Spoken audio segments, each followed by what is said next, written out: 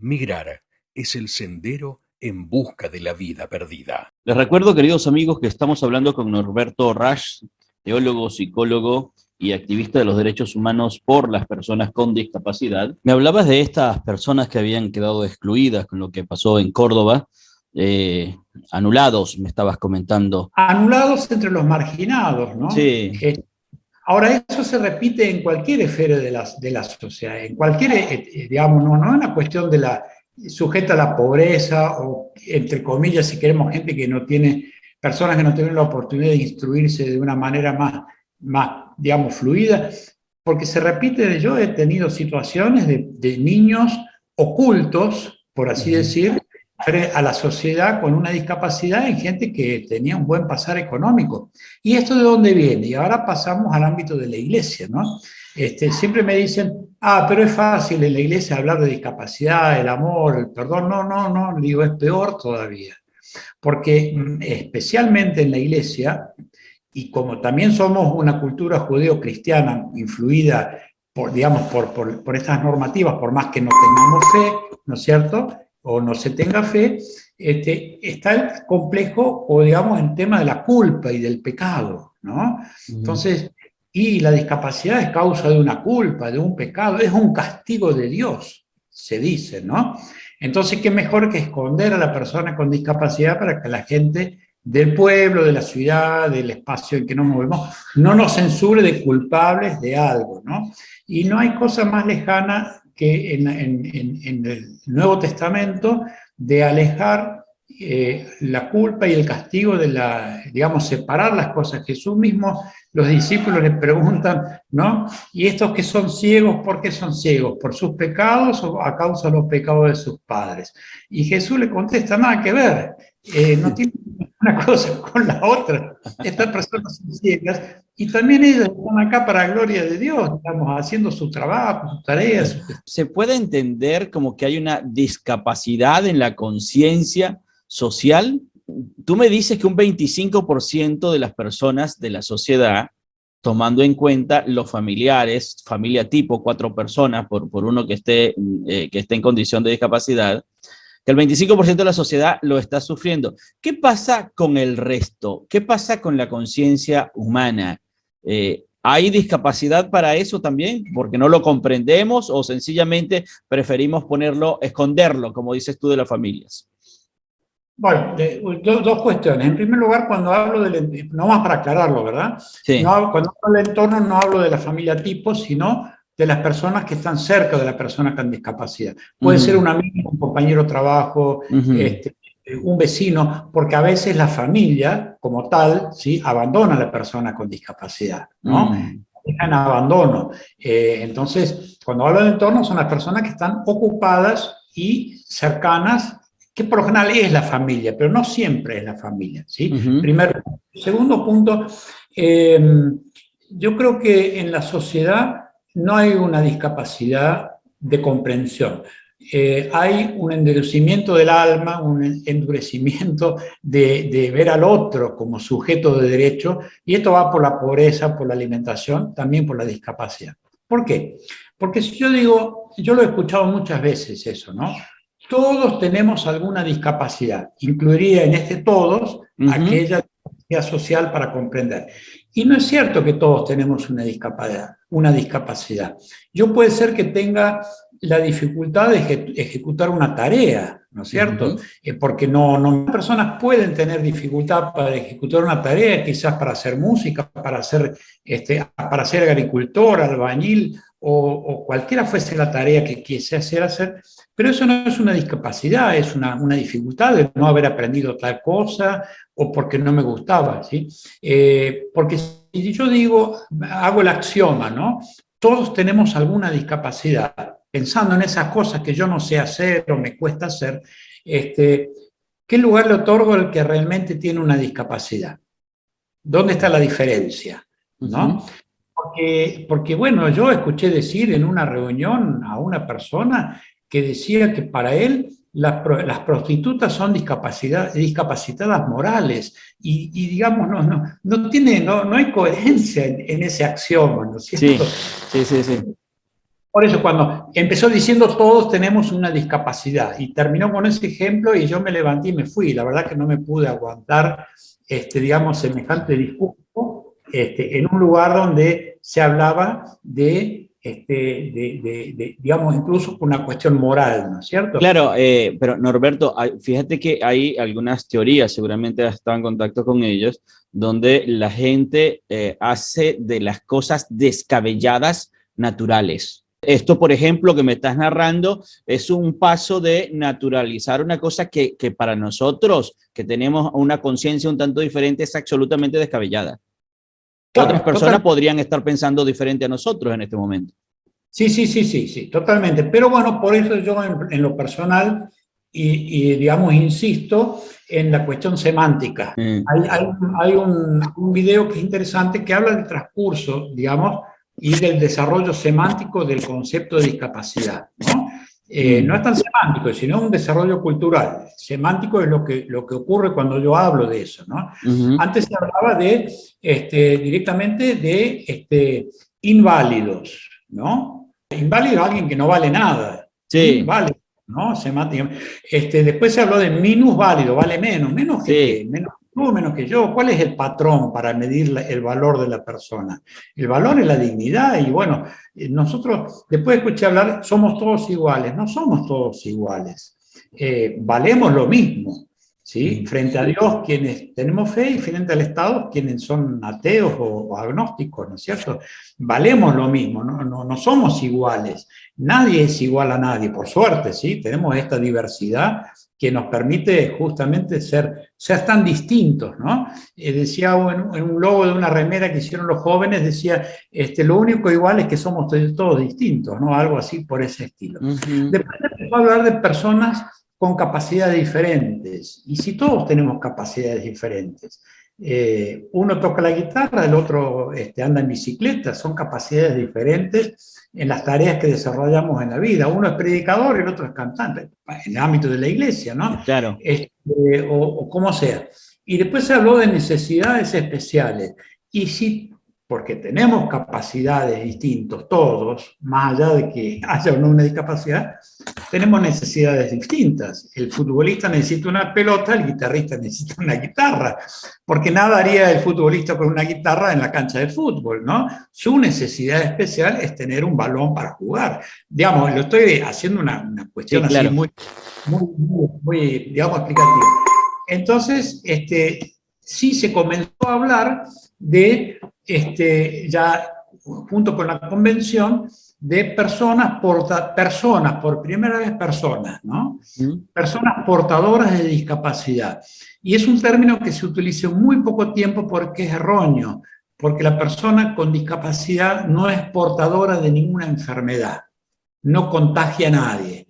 Uno habla de portador cuando uno tiene la capacidad de contagiar a alguien a través de su propia afección. Por ejemplo, yo no puedo dar sangre porque tuve hepatitis, ¿sí? Yo soy portador de hepatitis, yo no puedo dar sangre, ¿sí? O alguien que tiene SIDA, o alguien que tiene Chagas, o alguien que tiene... Bueno, no puede dar sangre porque es portador de la enfermedad. Pero la discapacidad puede estar originada en una enfermedad como la polio, que cuando quedó al costado ya no contagia más. Es decir, a nadie le voy a contagiar mi silla de rueda o mi bastón blanco, ¿sí? Entonces se terminó utilizando nada más personas con discapacidad, con su abreviación P mayúscula, C minúscula, D mayúscula. Es una abreviación en el castellano muy útil. Es una persona, como tú y como yo, que tiene una discapacidad. Claro, claro. Perdón, y para cerrar, ¿y por qué tengo que hablar de la discapacidad como falencia? No puede caminar. Si lo único que no puede hacer es no caminar, puede hacer un universo de cosas. Por supuesto. Y hay espacios, además, hay espacios para que lo haga. Faltan algunas adecuaciones que sea de acceso físico, pero hay espacios para que lo haga. Hay herramientas para que lo hagan. Por supuesto. Hay que tenerlas en cuidado, ¿no? Cuando organizamos una jornada de trabajo con personas con discapacidad, como lo hacemos en la red ecuménica de discapacidad, y tenemos que tener en cuenta muchos factores. no es fácil conseguir un espacio, no es fácil, hay que viajar con una silla de ruedas, en un avión, hay que tener un hospedaje que permita el traslado, baños, es decir, es más complicado, la vida es más Sí, complicada. la Red Ecuménica de Derecho de Discapacitados, de la cual formas parte, ¿qué abordajes hacen y dónde hacen esos abordajes? Bueno, vamos rotando, la red tiene su rama latinoamericana, que es prácticamente del Caribe hacia el sur, Ujú. o México, aunque México digamos, está en Norteamérica, originalmente partimos de Sudamérica, pero bueno, después uno va ampliando en cuestión idiomática, incluye, por ejemplo, Brasil como idioma, digamos, latino de alguna manera. Así hispanoamericana. Claro, vamos rotando lugares, una se hizo dos en Argentina en realidad, no una, perdón, en Córdoba, y fue muy gracioso porque en el año 2006, y en toda Córdoba no conseguí un solo hotel que tenga adaptación para personas con discapacidad. Mira, ¿No? mira. Interesante. Sí, Lo sí, único totalmente. que tenía unos baños más o menos amplios, tenía 4 escalones para ir a desayunar, tampoco servía, no tenía rampa, ¿no? Bueno, me preguntaba por las ciudades, ¿no? ¿Cómo es? Claro, quizás si iba a ir al Sheraton, que no teníamos plata para eso, podíamos encontrar alguna posibilidad, pero dentro de lo que pudimos, no.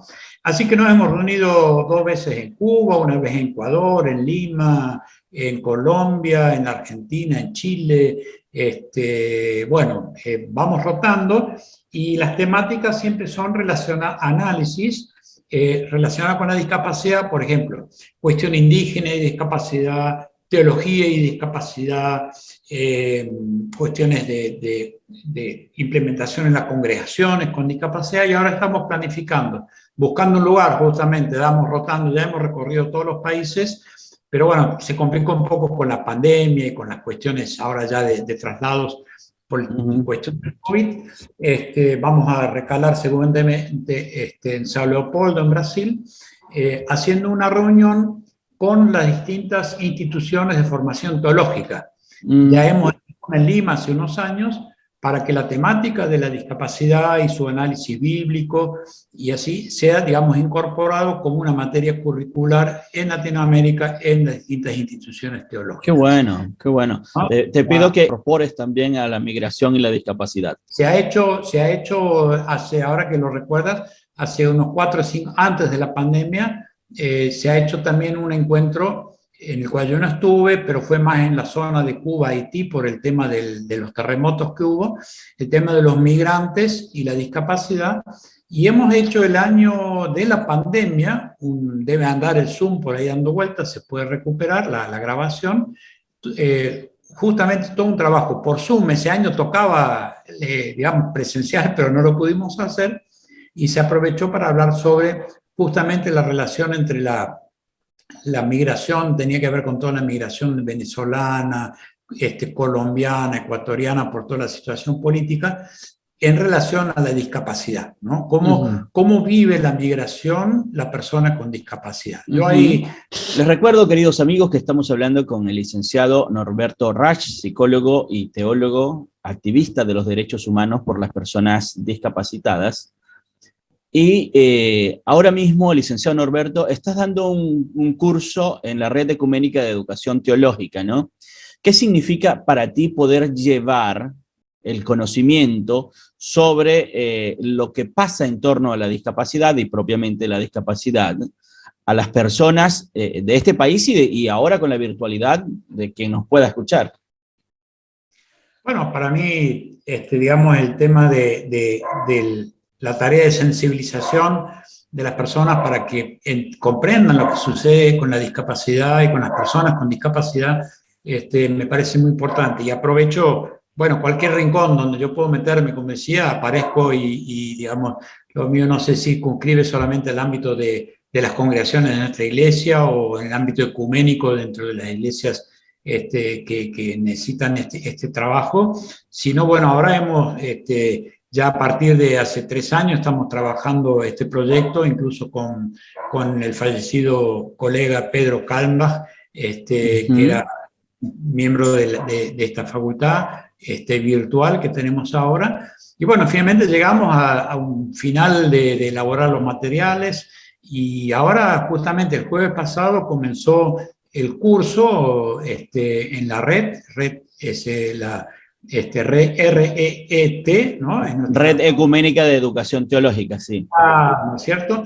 Y bueno, ahí empecé este curso, que de alguna manera es el resumen del material que yo he elaborado durante todos estos años. Todas aquellas personas que tengan interés, ayer averigüé con el director, con Daniel Veros, me dijo, no hay problema, quien se quiere incorporar un poco más tarde, se le hace llegar el material, en fin. Para un cierre quisiera hacer una breve reflexión sobre el tema. Claro, cómo no.